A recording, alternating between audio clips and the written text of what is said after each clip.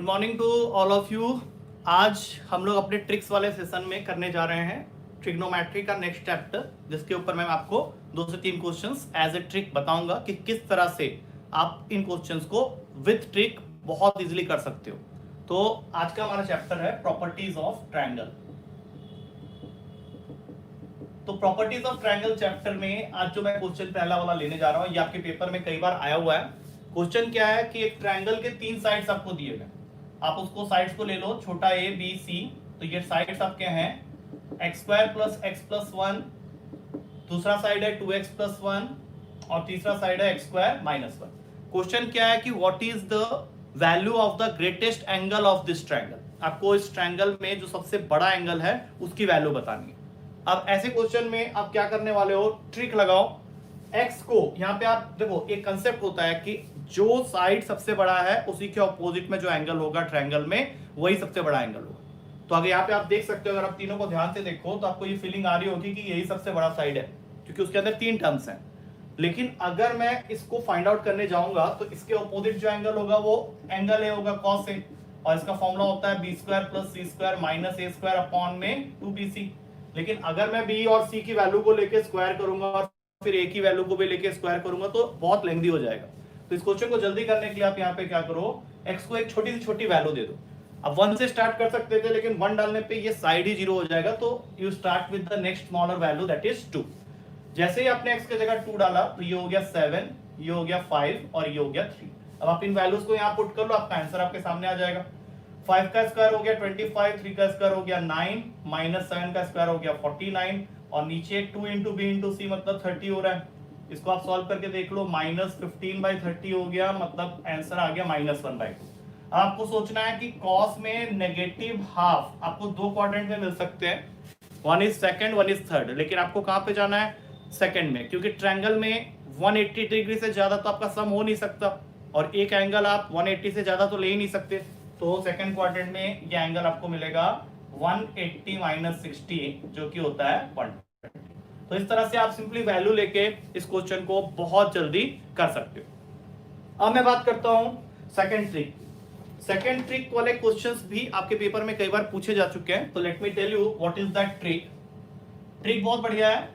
Trick ये कहता है कि अगर एक ट्रायंगल का आपको पेरीमीटर पता है और वो आपको इनमें से, मैं अभी एक क्वेश्चन देने वाला हूं, उसमें वो एक वैल्यू आपको पूछेगा, तो वो आप कैसे निकाल सकते हो विदाउट डूइंग मच कैलकुलेशन। तो क्वेश्चन क्या है कि in a triangle ABC if perimeter is equals to 30 centimetre then find, आपको वैल्यू फाइंड करनी है किसकी, a cos square b/2 plus b cos square a/2।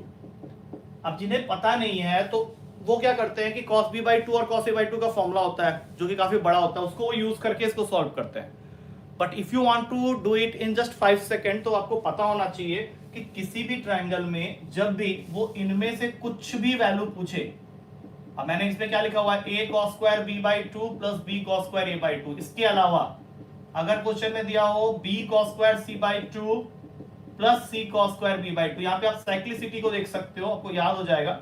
और तीसरा c cos square a/2 plus a cos square c/2, इनमें से अगर कुछ भी पूछा है तो इसका आंसर हमेशा होगा पेरीमीटर अपॉन 2, और you can simply write a plus b plus c upon 2। तो पेरीमीटर आपको ऑलरेडी दिया हुआ है 30 सेंटीमीटर, तो सीधा आपका विद इन 5 सेकेंड्स आप आंसर निकाल लोगे 30/2 दैट इज 15 सेंटीमीटर। ना very important shortcut, very important formula, क्योंकि अगर आप इसको नॉर्मल मेथड से करने जाते तो ये आपका बहुत ज्यादा टाइम ले सकता था।